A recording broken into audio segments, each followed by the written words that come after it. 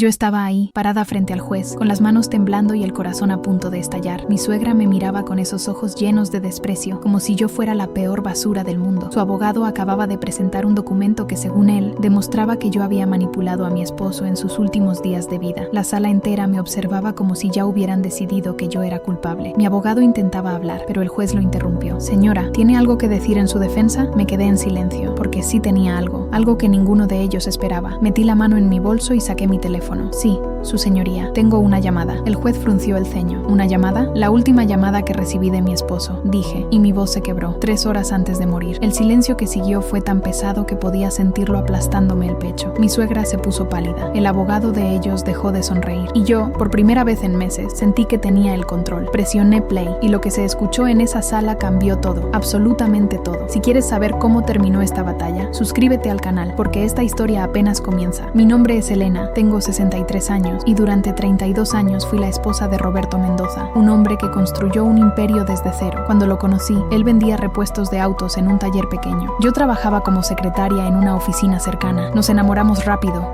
Nos casamos al año y juntos levantamos todo. Yo llevaba las cuentas, él conseguía los clientes. Cuando el negocio creció, yo seguía ahí. Cuando abrió su primera sucursal, yo estuve ahí. Cuando firmó su primer contrato millonario, yo estuve ahí. Pero para su familia, yo siempre fui la intrusa, la mujer que se casó con él solo por interés. Su madre nunca me aceptó, su hermano me trataba como si fuera invisible, y su hija, de un matrimonio anterior, siempre me culpó por la separación de sus padres, aunque yo llegué años después. Roberto murió hace 8 meses, cáncer. Los últimos 3 meses fueron terribles. Él sufría mucho, pero nunca perdió la lucidez. Me dejó todo en el testamento, la empresa, las propiedades, las cuentas, todo, y eso desató la guerra.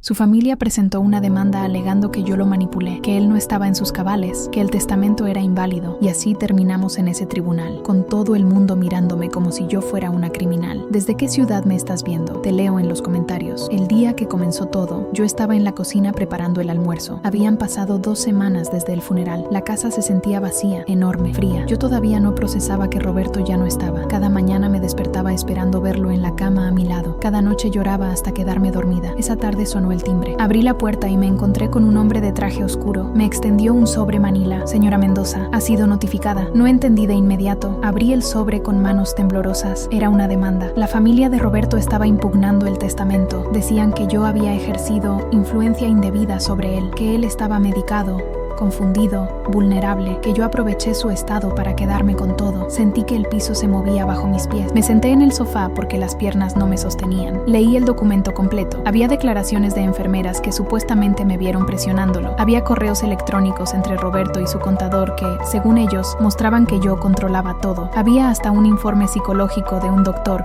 que nunca había visto a mi esposo, pero que concluía que él no estaba en condiciones de tomar decisiones. Era una trampa bien armada, y entonces escuché mi nombre en las noticias. Prendí el televisor. Ahí estaba mi suegra, Margarita Mendoza, frente a las cámaras, con lágrimas en los ojos, diciendo que yo había aislado a su hijo de su familia, que no la dejé verlo en sus últimos días, que yo era una mujer fría y calculadora. Mi hijo era un hombre bueno, generoso, y ella se aprovechó de eso. Dijo con voz quebrada: solo queremos justicia. Queremos que se respete la verdadera voluntad de Roberto. La reportera le preguntó si tenían pruebas. Margarita sonrió, una sonrisa pequeña, casi imperceptible, pero yo la vi. Tenemos todo lo necesario, respondió. Apagué el televisor. Me quedé sentada en la oscuridad de la sala, con el documento en las manos, y por primera vez en mi vida sentí miedo, no por el dinero, por mi nombre, por mi dignidad, por los 32 años que entregué a ese matrimonio y que ahora querían borrar como si nunca hubieran existido. Pero lo que yo no sabía era que Roberto había dejado algo más que un testamento. 3 días después, fui a la oficina de mi abogado. Se llamaba Fernando Ruiz, un hombre de unos 50 años, serio, directo. Él había trabajado con Roberto en varios contratos. Cuando le conté lo que estaba pasando, suspiró profundo. Elena, esto va a ser difícil. La familia tiene recursos y tienen un abogado muy agresivo. Se llama Daniel Ochoa. Es conocido por ganar casos imposibles. ¿Qué posibilidades tengo?, pregunté. Fernando me miró directo a los ojos. Si solo nos quedamos con el testamento, 50-50. Ellos van a atacar la validez del documento. Van a traer testigos, médicos, enfermeras. Van a pintar una imagen de ti como una manipuladora. Necesitamos más. Más que pruebas de que Roberto estaba lúcido. Pruebas de que la decisión fue suya. Correos, mensajes, videos, algo. Pensé en las últimas semanas con Roberto. Él estaba débil, sí, cansado, pero lúcido. Hablábamos todas las noches. Me contaba sus planes para la empresa. Me decía que confiaba en mí, que sabía que yo iba a cuidar de todo. Pero no teníamos nada grabado, nada escrito, solo mi palabra contra la de ellos. Hay algo más, dijo Fernando, y su tono cambió. Roberto vino a verme 2 semanas antes de morir, solo, sin que nadie supiera. Me enderecé en la silla. ¿Qué? Me pidió que preparara un documento adicional, una carta. Me dijo que si algo pasaba, si su familia intentaba algo, yo debía entregártela. Está en mi caja fuerte. El corazón me latía tan fuerte que podía escucharlo en mis oídos. ¿Y qué dice esa carta? Fernando negó con la cabeza. No la he leído. Está sellada. Tiene tu nombre y una instrucción. Solo debes abrirla si llegan al tribunal. Salí de esa oficina con la mente en blanco. Roberto sabía. Él sabía que esto iba a pasar y dejó algo preparado. 2 semanas después comenzó el juicio. La sala estaba llena. Periodistas, curiosos, la familia de Roberto sentada al frente como si fueran las víctimas. Margarita vestía de negro, con un pañuelo en la mano. Su hijo, el hermano de Roberto, tenía los brazos cruzados y me miraba con odio. La hija de Roberto, Valeria, estaba a su lado, con los ojos rojos. Y junto a ellos, Daniel Ochoa, el abogado, un hombre alto, de cabello gris, traje impecable y una sonrisa que me dio escalofríos. El juez entró, todos nos pusimos de pie. Y comenzó la pesadilla. Ochoa fue el primero en hablar, y desde el primer segundo, supe que no iba a ser fácil. Su señoría, este caso es muy simple. Roberto Mendoza era un hombre enfermo, vulnerable, medicado y bajo la influencia constante de una mujer que lo aisló de su familia, una mujer que controló cada aspecto de su vida en los últimos meses, una mujer que ahora pretende quedarse con una fortuna que no le corresponde. Cada palabra era como una puñalada. Y entonces comenzó a presentar las pruebas. Primero llamó a una enfermera. Se llamaba Patricia. Había cuidado a Roberto durante el último mes. Ochoa le preguntó si yo estaba presente durante las visitas médicas. Siempre, respondió Patricia. ¿Y cómo describiría la actitud de la señora Mendoza? Patricia dudó. Luego dijo: controladora. No dejaba que nadie más hablara con el señor Mendoza. Si alguien intentaba visitarlo, ella decía que él estaba cansado. Yo quería gritar. Quería decirle al juez que eso era mentira, que yo solo protegía a Roberto de las visitas que lo agotaban, de la familia que aparecía solo para presionarlo. Pero Fernando me puso una mano en el brazo. Tranquila, ya tendremos nuestro turno. Luego Ochoa presentó correos electrónicos, mensajes entre Roberto y su contador donde, supuestamente, Roberto decía que yo insistía en cambiar el testamento, pero los correos estaban cortados, sacados de contexto, y yo lo sabía. Pero lo que vi en esa pantalla me dejó helada. Ochoa proyectó un video. Era de una cámara de seguridad de la casa. Mostraba a Roberto en su silla de ruedas, en el jardín. Yo estaba a su lado, le hablaba. Él movía la cabeza, pero no respondía. La imagen se veía mal, borrosa. Como pueden ver, dijo Ochoa, el señor Mendoza apenas podía comunicarse. Y aún así, días después de esta grabación, firmó un testamento dejándole todo a esta mujer. La sala entera me miraba. Yo sentía las lágrimas quemándome los ojos. Pero no iba a llorar, no ahí, no frente a ellos. Fernando se levantó. Su señoría, ese video está editado, no muestra el contexto completo. Solicito que se presente la grabación completa. El juez asintió, pero Ochoa sonrió. No hay más grabación, su señoría. Eso es todo lo que existe. Mentira. Yo sabía que era mentira. Y justo cuando iba a hablar, sonó un teléfono. No era el mío, era el de Fernando. Él lo miró, frunció el ceño y salió de la sala. El juez ordenó un receso de 15 minutos. Yo me quedé sentada, mirando a la familia de Roberto. Margarita me observaba con satisfacción. Valeria lloraba en silencio, y yo sentía que todo se estaba derrumbando. Fernando regresó 5 minutos después. Se veía diferente. Tenía algo en la mano, un sobre. Se acercó a mí y susurró: Elena, acabo de recibir esto. Es de la asistente de Roberto. Dice que encontró algo en la oficina, algo que Roberto dejó guardado, y creo que esto cambia todo. Abrí el sobre con manos temblorosas. Dentro había una memoria USB y una nota escrita a mano por Roberto. Decía: Elena, si estás leyendo esto, es porque ya no estoy. Y si mi familia está intentando quitarte lo que es tuyo, usa esto. Está todo ahí, todo lo que necesitas saber, todo lo que ellos no quieren que sepas. Perdóname por no habértelo dicho antes. Te amo, siempre te amé, Roberto. Las lágrimas corrieron por mis mejillas. Fernando tomó la memoria USB. Necesito ver qué hay aquí. Dame un momento. Salió de la sala otra vez. Yo me quedé ahí, con la nota en las manos, sintiendo que Roberto todavía me estaba cuidando, que todavía estaba conmigo. El juez regresó. Todos volvieron a sus lugares. Y Ochoa continuó con su show. Llamó al contador de Roberto, un hombre llamado Marcos Salinas. Él declaró que yo había presionado a Roberto para cambiar el testamento, que él había expresado dudas, pero que yo insistí. Ahí entendí que alguien me estaba tendiendo una trampa, porque Marcos Salinas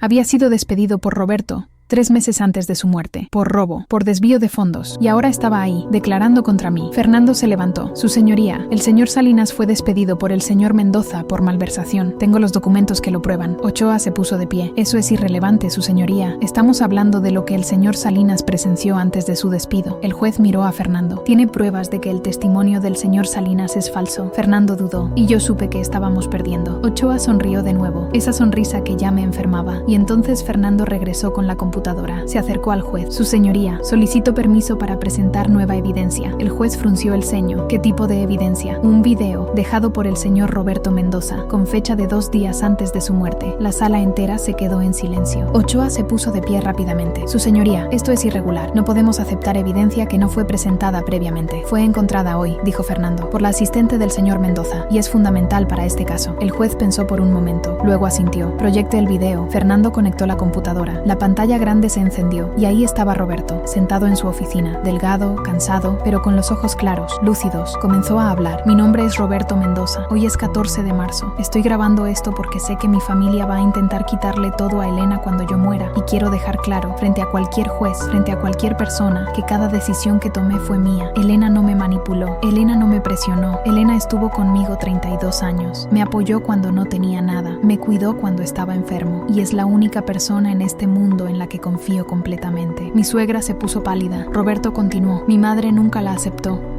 Mi hermano la desprecia. Mi hija la culpa de cosas que no hizo. Y yo lo permití, por cobarde, por querer mantener la paz. Pero ya no puedo seguir en silencio. Elena se merece todo lo que le dejé. Se lo ganó, con trabajo, con amor, con sacrificio. Y si alguien intenta quitárselo, quiero que sepan que están yendo contra mi voluntad, contra lo que yo decidí.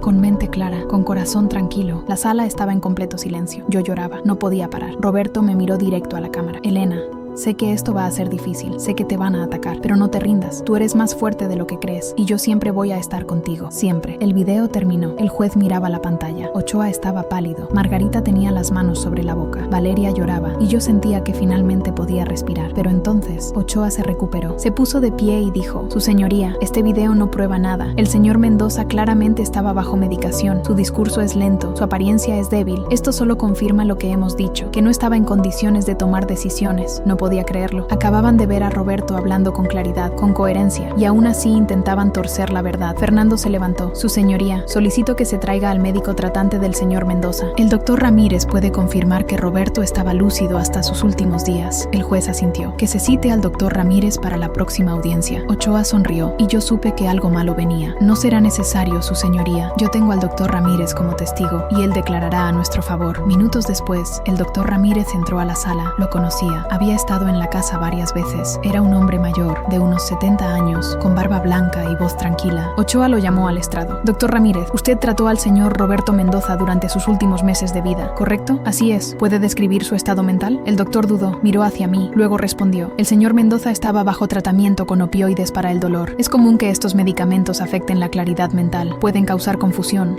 somnolencia, dificultad para concentrarse. Ochoa sonrió. Entonces, ¿es posible que el señor Mendoza no estuviera en plenas facultades cuando firmó el testamento? Es posible, dijo el doctor. Y yo sentí que el piso se abría bajo mis pies. Fernando se levantó. Doctor Ramírez, ¿usted habló con el señor Mendoza sobre su testamento? No. ¿Él le mencionó alguna vez que se sentía presionado? No. ¿Usted presenció algún comportamiento errático, incoherente o fuera de lugar? El doctor pensó. No. Entonces, ¿por qué está diciendo que no estaba en condiciones de decidir? El doctor Ramírez bajó la mirada. Porque los medicamentos pueden afectar. Eso es todo lo que estoy diciendo. Fernando negó con la cabeza. Su señoría, el doctor no tiene evidencia de que Roberto estuviera confundido. Solo está especulando. El juez miró al doctor. ¿Es eso cierto? El doctor Ramírez suspiró. Yo no evalué su estado mental para asuntos legales. Solo lo traté médicamente. No puedo afirmar ni negar si estaba en condiciones de tomar decisiones legales. Ochoa intentó intervenir, pero el juez lo detuvo. Suficiente. El testimonio del doctor no es concluyente. Y entonces Fernando sacó otra carta de la manga. Su señoría, tengo otra evidencia. Una grabación de una llamada telefónica entre el señor Mendoza y su esposa, 3 horas antes de su muerte. La sala entera se tensó. 2 horas después, el juez nos llamó de nuevo. Fernando conectó el audio, y la voz de Roberto llenó la sala. Débil, pero clara. Elena, mi amor, era yo quien respondía. Mi voz temblaba. Dime, mi vida, ¿cómo te sientes? Cansado, pero tranquilo, porque sé que tú vas a estar bien, que vas a cuidar de todo. No hables así. Todavía te queda mucho tiempo. No, Elena, lo sabemos, y está bien, yo estoy en paz, pero necesito que me prometas algo, lo que sea. Prométeme que no vas a dejar que te quiten lo que es tuyo, que no vas a dejar que mi familia te haga sentir culpable. Tú te lo mereces, todo, y yo lo decidí. Mi voz se quebró. Te lo prometo. Te amo, Elena, siempre te amé, desde el primer día, y te voy a seguir amando desde donde esté. Cuando vi lo que había en esa sala, supe que había ganado. El juez tenía lágrimas en los ojos. La secretaria se limpiaba la cara. Incluso algunos de los presentes lloraban. Margarita tenía la cabeza baja. Valeria sollozaba. y Ochoa no tenía nada más que decir. Fernando se sentó a mi lado. Ya está, Elena, ya está. El juez ordenó otro receso. Salí de la sala y me senté en un banco del pasillo. No podía parar de llorar, no de tristeza, de alivio, porque Roberto había peleado por mí hasta el final. Había dejado cada prueba, cada palabra, cada video, cada llamada, para protegerme, para que nadie pudiera quitarme lo que habíamos construido juntos. Fernando salió después de mí. Elena, creo que vamos a ganar, pero necesito que estés preparada. Ochoa va a intentar algo más, siempre lo hace. Y él no tenía idea de lo que yo sabía, porque había algo que nadie sabía, ni Fernando, ni la familia, ni el juez. En los últimos días de Roberto, él me había dado acceso a una cuenta bancaria secreta, una cuenta que ni su familia ni su contador conocían. Es para ti, me había dicho, por si algo sale mal, por si intentan dejarte sin nada. Yo no había tocado ese dinero, no lo necesitaba, pero lo tenía. Y si Ochoa seguía atacándome, yo tenía otra carta para jugar. Regresamos a la sala. El juez tomó su lugar, y antes de que pudiera hablar, Ochoa se levantó. Su señoría, solicito un último testimonio, de la señorita Valeria Mendoza, la hija del fallecido. El juez asintió. Valeria caminó hacia el estrado. Tenía los ojos rojos, las manos temblaban. Ochoa le preguntó: Valeria, ¿cómo era la relación entre tu padre y la señora Elena? Valeria me miró, y por un momento pensé que iba a destruirme. Pero lo que dijo me sorprendió. Mi padre la amaba, susurró Valeria. Yo no quería aceptarlo. Durante años la culpé por cosas que no hizo, por la separación de mis padres, por sentirme abandonada, pero la verdad es que mi padre era feliz con ella, más feliz de lo que nunca fue con mi madre. Ochoa se puso tenso. Valeria, estás diciendo que... Estoy diciendo que me equivoqué, dijo Valeria. Y su voz se quebró. Elena no manipuló a mi padre. Mi padre tomó sus propias decisiones. Y yo estuve tan ciega por mi dolor que no pude verlo. Lo siento, Elena. Lo siento mucho. Yo no podía hablar. Valeria bajó del estrado llorando. Su abuela intentó detenerla, pero ella salió de la sala. Ochoa estaba pálido. Fernando sonrió. Y el juez cerró su libreta. Vamos a tomar un receso de 2 días. Luego daré mi veredicto. Salimos de la sala. Fernando me abrazó. Lo lograste, Elena. Lo lograste. 3 días después, el juez dio su veredicto. La sala estaba llena otra vez. Margarita y su hijo en un lado, yo en el otro. El juez entró. Todos nos pusimos de pie. Él se sentó, abrió un documento y comenzó a leer. Después de revisar toda la evidencia presentada, los testimonios, los videos y las grabaciones, este tribunal concluye que el señor Roberto Mendoza estaba en plenas facultades mentales cuando redactó su testamento, que no hubo manipulación, coacción ni influencia indebida por parte de la señora Elena Mendoza. Por lo tanto, el testamento es válido y la demanda presentada por la familia Mendoza es rechazada. El mazo cayó y yo sentí que el mundo volvía a girar. Fernando me abrazó. Ganaste, Elena, ganaste. Margarita salió de la sala sin mirarme. Su hijo me lanzó una mirada de odio, pero yo ya no tenía miedo porque había peleado, había resistido y había ganado. Pero había una última sorpresa. Esa noche, mientras estaba en casa, recibí un correo electrónico. Era de una dirección desconocida. El asunto decía, de parte de Roberto. Abrí el mensaje con manos temblorosas. Decía: Elena, si estás leyendo esto, es porque ganaste, y me alegro, pero hay algo más que necesitas saber, algo que no te dije porque no quería asustarte. Mi familia no solo quería el dinero, querían destruirte, y para eso hicieron cosas terribles. Revisa la carpeta adjunta, ahí está todo, las mentiras, los sobornos, las amenazas, todo lo que hicieron para intentar quitarte lo que es tuyo. Úsalo como quieras, o perdónalos, la decisión es tuya. Pero yo quería que supieras la verdad, siempre. Roberto, descargué la carpeta, y lo que vi me dejó sin aire. Correos entre Margarita y Ochoa, transferencias bancarias a Patricia, la enfermera, mensajes con Marcos Salinas, el contador. Todo estaba ahí, cada mentira, cada conspiración, cada plan para destruirme. Y ahí entendí que no había terminado, porque Roberto no solo me había dejado su fortuna, me había dejado el poder de decidir qué hacer con la verdad. Podía exponerlos, podía destruirlos como ellos intentaron destruirme, o podía perdonarlos, podía dejarlos ir y seguir adelante. Me senté frente a la computadora durante horas, leyendo cada documento, cada mensaje, cada prueba, y lloré, porque Roberto había luchado por mí hasta el final. Había previsto cada ataque, había dejado cada arma para que yo pudiera defenderme, para que nadie pudiera lastimarme. Al día siguiente llamé a Fernando. Le conté sobre los documentos. Elena, con esto podemos presentar cargos: fraude, conspiración, soborno. Podríamos destruirlos. Lo sé, dije, pero no voy a hacerlo. ¿Qué? Ya gané, Fernando. Ya probé que Roberto me amaba, que me eligió, que nuestro matrimonio fue real. No necesito venganza, solo necesito paz. Él no tenía idea de lo que yo sabía sobre mí misma, que durante 32 años había sido la esposa perfecta, la compañera perfecta, la que siempre estaba ahí, y que ahora, por primera vez en mi vida, Iba a ser yo, sin culpa, sin miedo, sin tener que demostrarle nada a nadie. Guardé los documentos en un lugar seguro, por si algún día los necesitaba, pero no los usé, porque Roberto tenía razón, la decisión era mía, y yo elegí la paz. Una semana después, recibí una carta de Valeria. Decía: Elena, sé que no merezco tu perdón, pero quiero que sepas que lo siento, de verdad. Mi padre te amaba, y yo fui muy egoísta para verlo. Si algún día puedes perdonarme, me gustaría conocerte mejor. Me gustaría saber quién eras realmente para él. Valeria. Lloré leyendo esa carta, y le respondí: Valeria, tu padre te amaba más de lo que puedes imaginar. Hablaba de ti todo el tiempo, siempre quiso que fueras feliz, y yo también. Podemos tomar un café cuando quieras. Elena. Cuando escuché su respuesta, supe que había hecho lo correcto. Nos vimos 2 semanas después, en una cafetería pequeña. Valeria llegó nerviosa, se sentó frente a mí. Gracias por venir, dijo. Gracias por darme una oportunidad. Hablamos durante horas, sobre Roberto, sobre su infancia, sobre los errores, sobre el dolor, y al final nos abrazamos, porque ambas habíamos perdido a alguien que amábamos y ambas necesitábamos sanar. Hoy, 8 meses después del juicio, estoy en paz. Manejo la empresa que Roberto y yo construimos. Ayudo a organizaciones que apoyan a viudas en situaciones legales difíciles. Y vivo cada día honrando la memoria del hombre que me amó hasta su último aliento. La familia de Roberto nunca volvió a contactarme. Y está bien, yo no necesito su aprobación. Nunca la necesité. Solo necesitaba la verdad. Y la última llamada de Roberto me la dio. Esa llamada cambió todo en el tribunal y cambió todo en mí. Porque me enseñó que el amor verdadero no termina con la muerte, que las personas que nos aman encuentran maneras de protegernos, incluso cuando ya no están, y que a veces la justicia no viene de un juez, viene de la verdad, de las pruebas, de las palabras que dejaron aquellos que se fueron. Roberto me dejó su fortuna, pero más importante, me dejó su voz, su última llamada, su última defensa, y eso vale más que todo el dinero del mundo. Si estás pasando por algo similar, si alguien está intentando quitarte lo que es tuyo, si te sientes sola y atacada, quiero que sepas algo. No estás sola. Pelea, busca la verdad y no te rindas, porque la justicia existe y el amor siempre encuentra la manera de ganar. Gracias por escuchar mi historia. Y si te gustó, suscríbete, porque tengo más que contar.